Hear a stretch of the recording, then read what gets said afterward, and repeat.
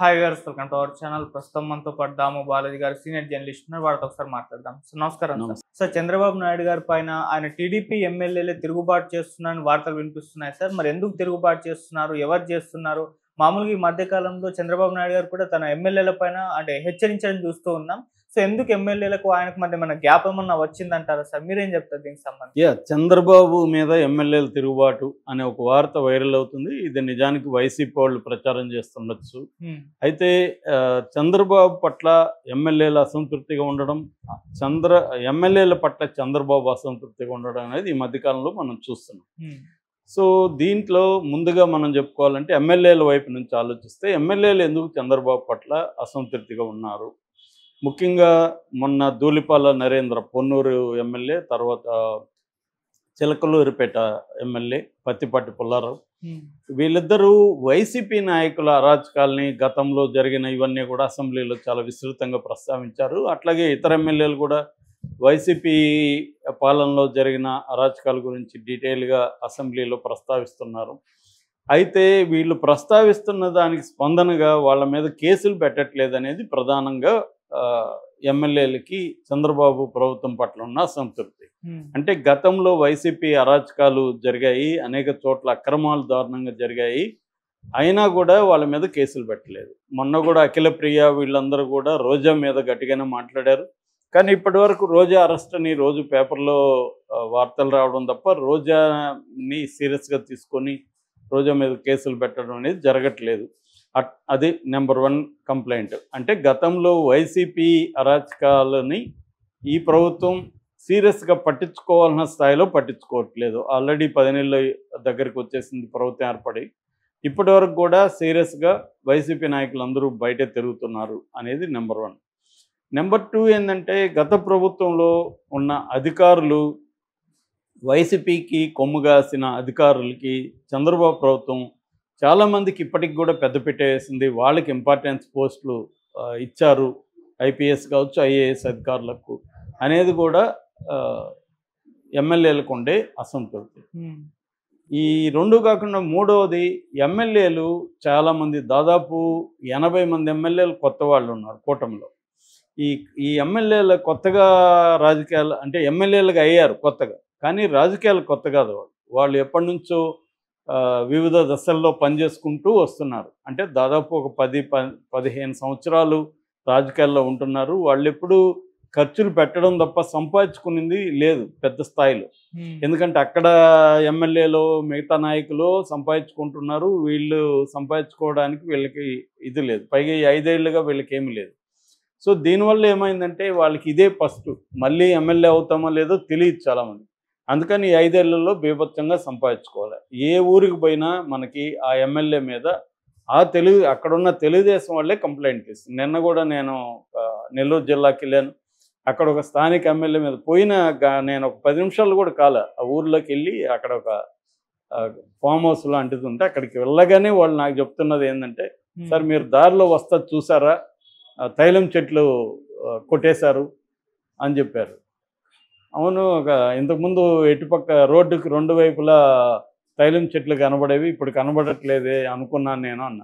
అవన్నీ ఎమ్మెల్యే కొట్టేశాడు సార్, అవి నిజానికి కోర్టులో ఉన్నాయి అని చెప్తున్నారు. కోర్టు దీంట్లో ఉన్నాయి, డిస్ప్యూట్లో ఉన్నాయి అవి, వాటిని వీళ్ళు కొట్టేసి అమ్ముకున్నారు, దీని మీద ఇప్పుడు ఆందోళనలు జరుగుతున్నాయని.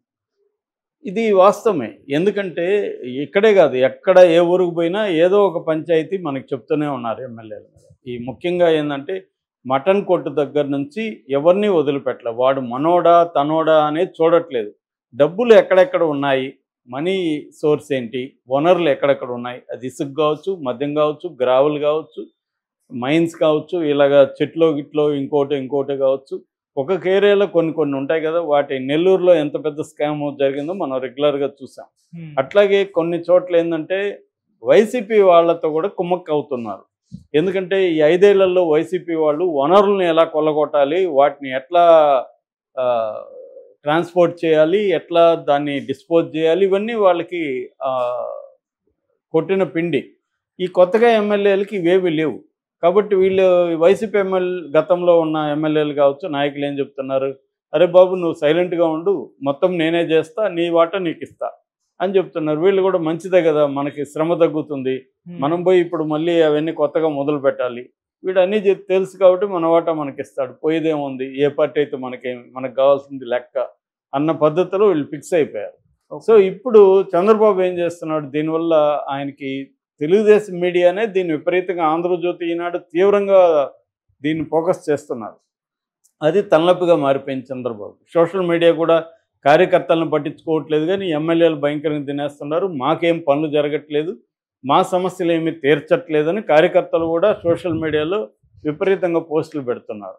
ఒక పక్క తెలుగుదేశాన్ని సపోర్ట్ చేసే మేధావులు కావచ్చు, ఈ ఎలీట్ వర్గం, జర్నలిస్టులు, వీళ్ళందరూ కూడా ఎమ్మెల్యేలు ఇంత దారుణంగా ఉంటే మళ్ళీ ఎలా గెలుస్తారు, అందుకే చంద్రబాబుకి సపోర్ట్ చేయకూడదు, చంద్రబాబు చేస్తే ఇదే పరిస్థితి, జగన్ అరాచకత్వం నుంచి చంద్రబాబు సపోర్ట్ చేస్తే వీళ్ళు ఇంకా ఎక్కువ అరాచకం ఉంటే ఎలాగా అన్నది విమర్శలు వస్తున్నాయి. దీని నుంచి చంద్రబాబు కూడా ఎమ్మెల్యేలను టార్గెట్ చేసి వాళ్ళ లిస్టు తెప్పించి ఎక్కడెక్కడ ఎవడోడు ఎక్స్ట్రా చేస్తున్నారు, వాళ్ళందరికీ సీరియస్ వార్నింగ్లు ఇస్తున్నాడు. దీనివల్ల మళ్ళీ చంద్రబాబు మీద వ్యతిరేకత, ఎందుకంటే పార్టీ ఫండ్ అనో ఇంకోటనో లోకేష్ డబ్బులు వసూలు చేశాడన్న ఒక ఆరోపణ ఉంది, ఏది గతంలో ఎన్నికల్లో నిలబడినప్పుడు ఎమ్మెల్యేలు. సో వాళ్ళకు 30 నుంచి 40 కోట్లు ఇక్కడికి పంపించి వాళ్ళకు 100 కోట్లు ఖర్చు పెట్టుకున్నారు. సో 100 నుంచి 150 కోట్లు ఒక్కొక్క ఎమ్మెల్యే ఖర్చు పెట్టాడు. అంతకుముందు వాళ్ళు రాజకీయాల్లో ఒక 100 కోట్లు ఎంతో ఇన్వెస్ట్ చేస్తుంటారు. సో ఇవన్నీ ఇప్పుడు ఈ 5 ఏళ్లలో సంపాదించాలి, మళ్ళీ నెక్స్ట్ ఎన్నికలకు కూడా డబ్బులు రెడీ చేసుకోవాలి. సో ఒక్కొక్క ఎమ్మెల్యే 300 నుంచి 400 కోట్లు సంపాదించాలనేది అతని సెల్ఫ్ టార్గెట్. ఈ టార్గెట్ రీచ్ అవ్వాలంటే ఎలాగా, ఎంత ఉంటే అంత, ఎక్కడుంటే అక్కడ తినేయాలి, వేరే మార్గం లేదు. దీనివల్ల ఏమవుతుంది, తెలుగుదేశం కూటమిలో ఉండే కార్యకర్తలకి సమస్యలను వాళ్ళు పట్టించుకునే పరిస్థితి లేదు.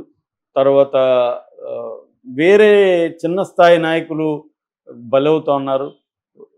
దీనివల్ల లోకల్గా కూడా ఘర్షణ వాతావరణం వస్తుంది, అసంతృప్తి ఉంది. ఇది కనిపిస్తుంది. మనం ఎక్కడికి పోయినా మనం కొద్దిగా ప్రజల్లోకి వెళ్ళి మాట్లాడితే మాత్రం ఇవే వస్తున్నాయి.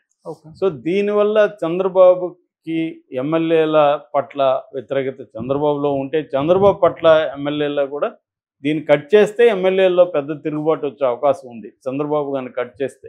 అందువల్ల ఇప్పటి వరకు మాటలతోనే నడిపిస్తున్నాడు తప్ప చంద్రబాబు ఎక్కడ కూడా ఏ ఎమ్మెల్యే మీద చర్య తీసుకోవడం అనేది ఇప్పటివరకు లేదు. సో మనం చాలామంది ఎమ్మెల్యేలు, కొలికిపూడి శ్రీనివాస్ చూసాం ఫర్ ఎగ్జాంపుల్, ఆయన మీద దారుణమైన విమర్శలు పార్టీ వాళ్ళే చేశారు. ఆయన మీద 2 సార్లు క్రమశిక్షణా సంఘం నోటీసులు ఇచ్చారు. ఏం చేశారు ఆయన్ని? సో ఇలాగా చాలా చోట్ల ఏంటంటే ఎమ్మెల్యేల మీద తెలుగుదేశం నాయకులు వాళ్ళే కంప్లైంట్ ఇస్తున్నా కూడా చంద్రబాబు, ఫర్ ఎగ్జాంపుల్ జేసీ ప్రభాకర్ రెడ్డి, ఆయన మీద వాళ్ళే ఇచ్చారు కంప్లైంట్. పంచాయతీకి రమ్మని పిలిస్తే కూడా రాలేదు. ఆయన ఏం చేశాడు చంద్రబాబు? జేసీ ప్రభాకర్ రెడ్డికి ఏమైనా నోటీస్ ఇచ్చారా? ఆయన మీద ఏమైనా చర్య తీసుకున్నాడా? ఏమీ లేదు. ఓపెన్గా ధిక్కరిస్తున్నాడు జేసీ ప్రభాకర్ రెడ్డి, కానీ ఆయన్ని ఏమీ చర్య తీసుకునే పరిస్థితి లేదు. అంటే చంద్రబాబు గతంలో లాగా స్ట్రాంగ్గా లేడు, బలహీనంగా అయిపోయాడు.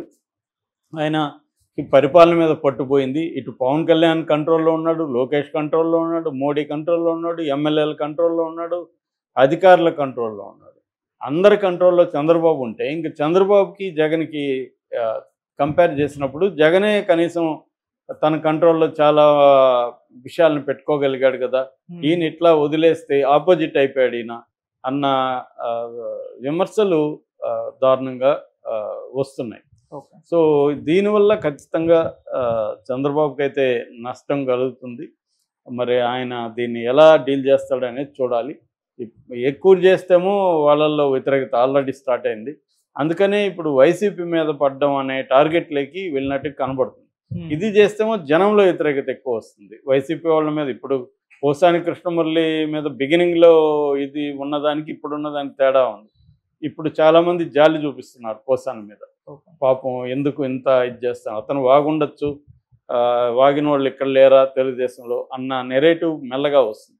అదేదో బిగినింగ్ అరెస్ట్ చేసి 2 రోజులు ఇది చేసి వదిలేసి ఉంటే ఇంత ఇదే లేదు. శివాజీ లాంటి వాళ్ళు తెలుగుదేశం అభిమాని, శివాజీ హీరో, అతనే చెప్తున్నాడు వదిలేయండి అంటే అర్థమవుతుంది.